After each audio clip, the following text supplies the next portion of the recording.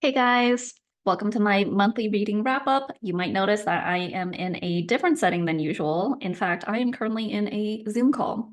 So I am a data analyst in my day-to-day life, and I decided to add in some analytics to my monthly reading wrap up. I also really doubled down on the whole corporate thing with the Zoom call. Anyway, let's get into it. So I'm going to shrink myself down now.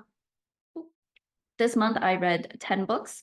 It was a pretty good spread with a little bit more contemporary fiction than I usually read.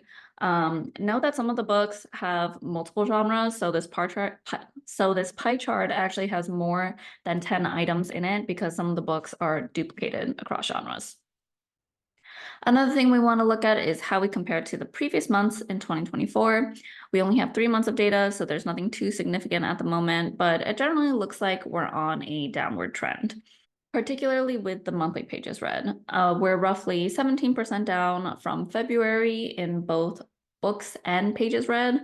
I'm not too surprised though, because I went way too hard at the beginning of the year, especially in January. So I expect that it will continue to go down until it reaches a sustainable level, and then it will just level out. Alrighty, that's it for the date summary. There will be some extra metrics at the end of the video, but let's get into each book I read this month. The first book I read was The Midnight Library from Matt Haig. This is about a woman who is really struggling with her life. She feels like nothing has really gone well for her, and she's disappointed a lot of the people that she loves. And she decides that she does not want to live anymore. But when she goes and actually tries to die, and she's dying, a library appears in front of her. And each of the books in the library is a life that she could have lived. So it's very like multiverse-esque. And then she's given the chance to live any one of those lives if she chooses to. So the story is about her sort of navigating through her regrets and those other lives in this library. I actually picked this book up at the airport, so this was a surprise read for me. It wasn't on my to-read list. And I'll say that I was actually kind of disappointed by it. I think it was just too cliche for me. You know the entire story and what's going to happen within the first third of the book.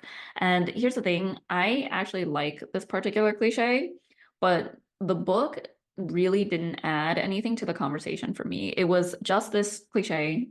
It was very straightforward, and that was it. So to me, it's a very 3 out of 5 book because it wasn't bad, but it wasn't particularly good either. Next up, The Invisible Life of Addie LaRue. This one had been on my TBR for a little bit. It is about a girl who essentially makes a deal with the devil because she's about to be forced into a marriage that she doesn't want to be in. And she doesn't want to be bound to the future that her parents and this town are trying to force onto her. So she makes a deal and it sets her free. But the consequence is that she lives forever, or really for however long she chooses to live, and she can never be remembered. So this is her journey to find a way to be remembered. I'll say this was so close to being an amazing book. It definitely starts a little slow, but then picks up at around the halfway mark. And there were some scenes in this book that gave me those big sighs that I get from 5-star books, but I think its downfall was actually from the characters. There, this isn't really a romance book, but there are two love interests. And one of them is just so plain and so boring, and he's just very flat. And you can kind of make the argument that he's supposed to be because neither of them are actually love interests, in my opinion. But the other love interest is at least a little bit more interesting, and you can see more human emotion from him. And it's really ironic too, because he's the one that's actually like not human. And then Addie herself is just fine. I feel like the characters and then the last few chapters kind of took away from the book for me, which is why I ended up giving it a 4.25 out of 5. Next is the cult classic, The Hitchhiker's Guide to the Galaxy. Oh my God, guys, I got so angry at this book. So I went into this book not knowing anything. I went completely blind. All I knew was that it was very popular, it's fan favorite, and has a very big, somewhat cult-like following. And I just wanted to know what the hype was about. But I'm sorry, this was just so stupid. Here's the thing, I get it. I get why it's popular. The book is essentially a satire of the science fiction genre, and it's supposed to be funny. My issue with it is that I don't think this kind of humor translates well in books. I think this would actually be way more enjoyable as a show, and I think there is a movie of it or a show of it out already. But there were a bunch of instances where I would read a part and I was like, oh, that was supposed to be funny. Because it's very obvious they're making a joke, but one, it just doesn't come across the same in a book. And literally, when I read it, I would just like deadpan. I would like read it and I'd be like, oh, yeah, that was a joke, and complete deadpan. And then the other thing is that like this is just not why I read books. I like a good story, and there just isn't a story. Like I'm not even going to give you guys a summary because there is no summary. And the only benefit that I got from this book is that now I understand the whole 42 thing. I gave this a 2 out of 5. Okay, rant over.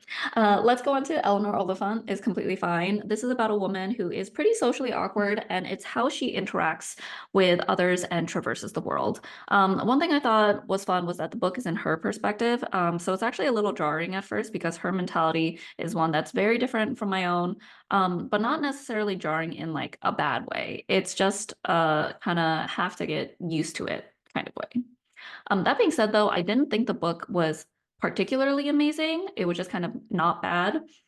There was also a bit of a surprise at the end, which I thought was interesting. But overall, 3.5 out of 5. Next is The Maidens by Alex Michaelides. I finally learned how to pronounce his name, kind of. This was also a surprise read. I was not planning on reading this book this month, but I just randomly picked it up from a used bookstore and was in the mood. This is about a woman whose husband died recently, and she's been in a sort of like fog ever since, until at her daughter's university, there is a murder, and the person who was murdered is a very close friend of the daughter.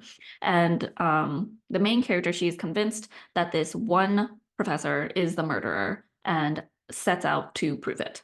One thing I really appreciate about this author is that his stories are all very fast-paced. So even if the book isn't amazing, it's still really easy to get through.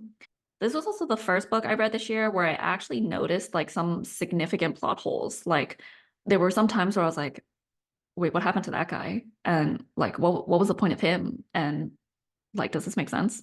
And usually I'll say I kind of tunnel vision, so I don't normally notice those kinds of things.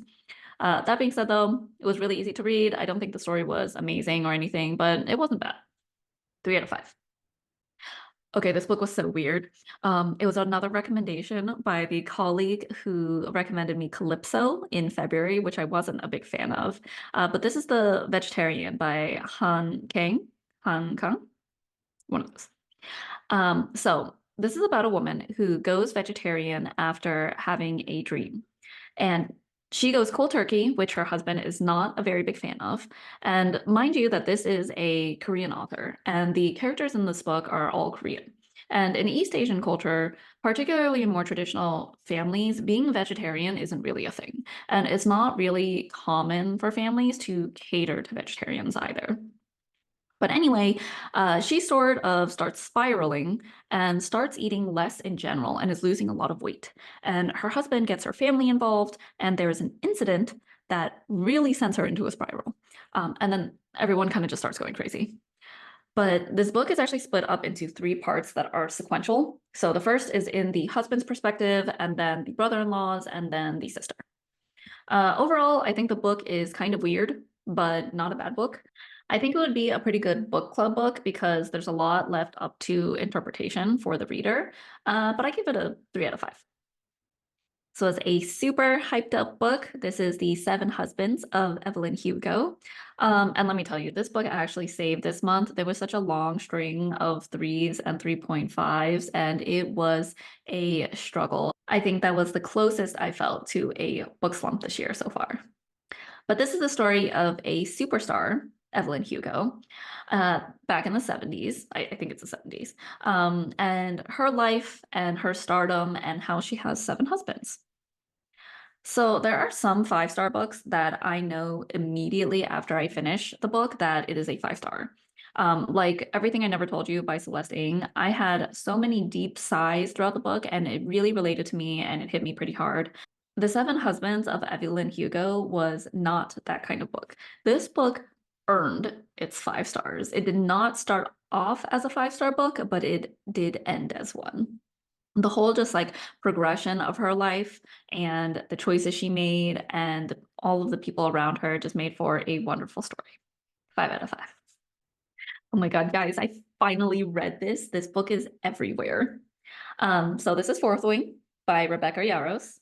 And it is about a girl who is forced into the Dragon Academy by her mother to become a writer. Writer, not writer. She is kind of weak, scrawny, generally pretty fragile, and she was originally going to be with the scribes, but then her mother forced her into the writers because her mom is, kind of the head of the Dragon Academy, or of all the writers at least, and she forces all of her children to go be writers. And there she goes through a lot of different trials and challenges, meets a lot of people, some guys, and generally tries to survive. This book is like a bingeable TV show. It's fun, it's exciting, you want to know what's going to happen next, and it kind of makes you wish you were also at the school and had your own dragon too. And here's the thing is, this is not the best book ever written. This isn't going to like bring you enlightenment or a new perspective or anything like that. It's just fun and you don't have to think too hard and there's nothing wrong with it. So I enjoyed Fourth Wing. It gets a 4 out of 5. Oh, also, just a warning, this is the first book that I read this year that had spicy scenes, and I was not ready for that. So just be prepared if you haven't read it yet. And final book of this month. I actually didn't think I was going to get to this book this month, but it got added to my library's Libby catalog very quickly. This is Annie Bot by Sierra Greer. This is a very new release. I think it actually released this past March. It is about a robot named Annie who is self-learning or autodidactic is the word that they use in the book. And she has an owner named Doug who also kind of treats her like his girlfriend, but also not really because she's a robot. And you see throughout the book how she starts learning about basically what it means to be human and also what it means to be free. There are a lot of highs and lows with this book where things are like all fine and hunky-dory and everything's happy. And then there are a lot of points where it just all goes to shit. And it's very much a roller coaster of a book. Overall, though, I thought it was pretty good. I don't think I was totally satisfied with the ending. And there were some things that I felt weren't quite there. But if you asked me to name exactly what, I wouldn't be able to tell you. Regardless, I gave this a 4 out of 5. And that concludes my March reading wrap up. For some final stats, we ended up with an average of 3.46 across all 10 books. There was an average of 317 pages per book, and the highest rated book this month was The Seven Husbands of Evelyn Hugo, which was well deserved. Thanks for watching and see you guys later. Bye.